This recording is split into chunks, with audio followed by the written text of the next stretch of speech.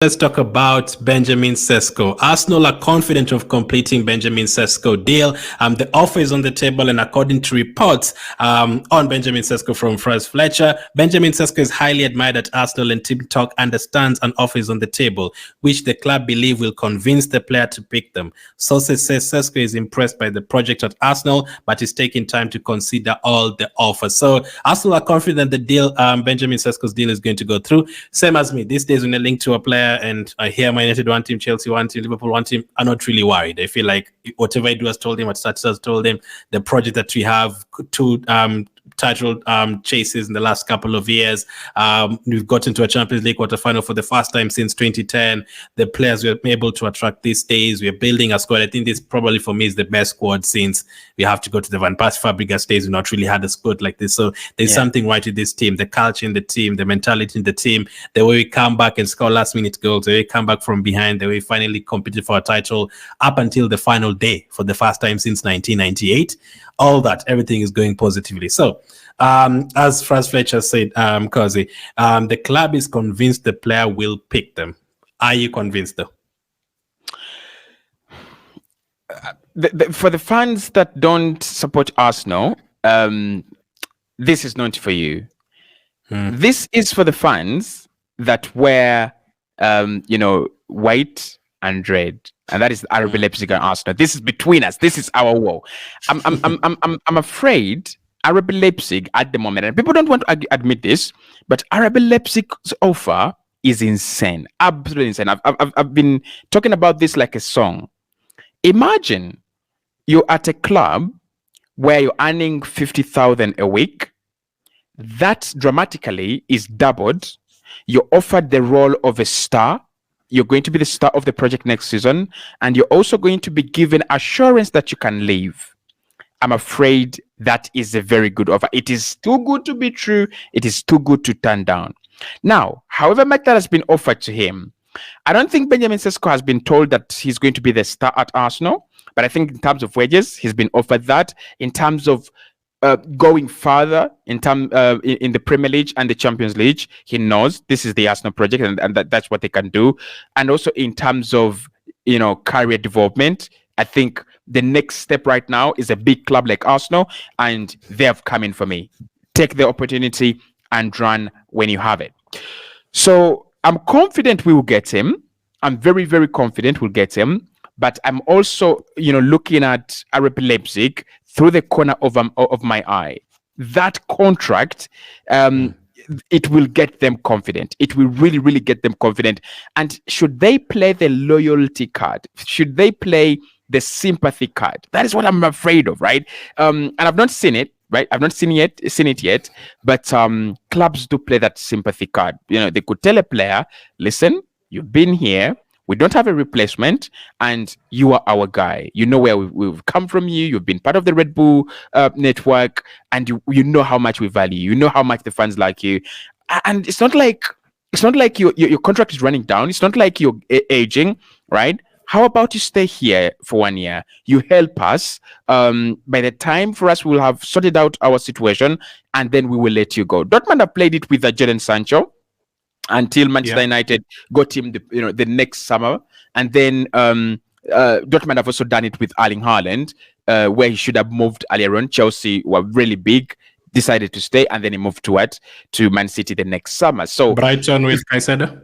Yeah, Brighton with Moises Caicedo in January, where Arsenal had really put up what I would call unresistible money in a January transfer window, 80 plus million. So I would say at the moment, 55% Arsenal, 45%, 40% Leipzig, 5% Chelsea. So you're not even United? And with Manchester United, they're just wasting time here. They're just wasting time. They're either just watching, right? They're either just watching, or they have sent in their proposal just to fulfill the obligation of, hey, Eric Ten Hag, you wanted Cesko, we sent in our offer, but it didn't go through. I don't think if Arsenal are in the position of Manchester United, I don't think we would go in with Cesko against Arsenal, Leipzig, and Chelsea. So when you think about what Arsenal have been doing in the last few years, we've not been as attractive as other projects, Real Madrid, FC Barcelona, FC Bayern, Man City. So what we've done is we've gone with players where you have a little bit of less competition, but also players that are 100% locked onto joining Arsenal. I remember Gabriel Magalhaes choosing the Arsenal project over all other projects, and Arsenal went on to press ahead, get that deal done a little bit quickly, and then it's the announcement that took a lot of time. Houssem Aouar is another player, wanted Arsenal. A deal just didn't happen because Jean-Michel Aulas is very difficult to negotiate with, and even up until now, the likes of Julian Timber, sources saying he only wanted Arsenal. Declan Rice was locked onto joining Arsenal. So that's why I'm not scared about Man United. I think they've entered the market that they know they cannot win that player. They cannot win that talent. They don't have a single reason to compete with Chelsea, who have a much better project than them, and to compete with Arsenal, who are at the level right now of Manchester City, I would say. So at the moment, for me, it's Chelsea. It is Arsenal. Absolutely makes sense. So your biggest worry is Leipzig. I kind of would agree. So according to Franz Fletcher as well, he said he's convinced that the Arsenal is convinced that the player will pick them. So Cesko is impressed by the project at Arsenal, but he's taking time to consider all the offers. Why do you think he's taking the time? Do you think he's actually thinking about staying at Leipzig, or is actually thinking about the two other teams? Because if Arsenal are convinced, he should have by now said, okay, I want my future sorted out. Let me join Arsenal before the Euros. Why do you think he's taking time? Do you think he's actually thinking about staying at Leipzig? I think his camp and the player know that the best option for them is to stay at RB Leipzig for 1 more year. They actually know that. But at the moment, they have a crazy opportunity that has manifested along the way. It's as simple as that. It's seeing a bar of gold as you're driving along the highway. You know the best. This could be robbers, right? The best option for you is to continue on your road, just go and reach wherever you're going safely. So if you're Benjamin Sesko and you have this wonderful Leipzig project, the best thing for you is to be there for 3 years, develop well, and as a young striker. When you're 23, you have matured. You can go out there and face whatever kind of environment and roles and responsibilities and challenges are there.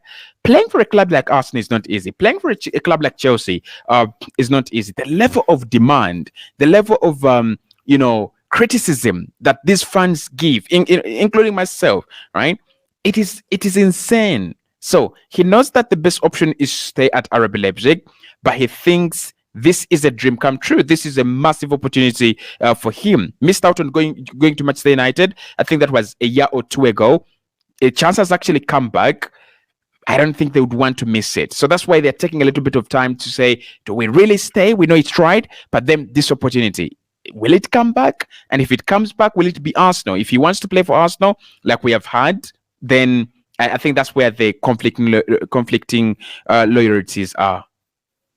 Interesting, because we are now getting even closer to the Euros. We are now 9 days away, but I feel like he's still going to make his decision before then. And Arsenal are confident we're going to get this deal done. So I think you're going to hear a massive breakthrough. I think by Friday or something like that, you're going to hear a lot of on terms of what he's deciding and all that. So do you think, lastly on him, do you think Arsenal, if he takes too much time to make up his mind, do you think Arsenal will walk away, and should we just walk away and just go and to other targets if he gets to next week Thursday? Not really. I think Arsenal look at him as well as a rare market opportunity. Like the way you look at Joshua Zirkzee. When I look at Joshua Zirkzee, by the way, I'm like, this guy is like Leroy Sané. This guy, the profile of him is very good, but not for what Arsenal are looking at the moment. Not for a centre forward with a killer instinct. Takes a lot of touches. Wants to remove everyone in the penalty area before scoring. Cesko is kind of the opposite. So they're looking at Cesko as the X factor that is lacking, the X factor at a cheaper price, and the X factor that would be at Arsenal for 9 years. I mean, I won't be surprised if Barcelona rebuild their finances 8 years later, and they're like, oh, we want Benjamin Cesko. Arsenal, our thing. You always give us players, but in terms of longevity, in terms of price, in terms of just a striker, because he is a striker, it's a rare opportunity. So I don't think Arsenal will just walk away if it doesn't happen before the Euros. I think Arsenal will be feeling and thinking Slovenia might not go through to the next round before July. So they will wait for him after the Euros. I mean, give him 1-2 days for feeling sad for his national team, and then go back again.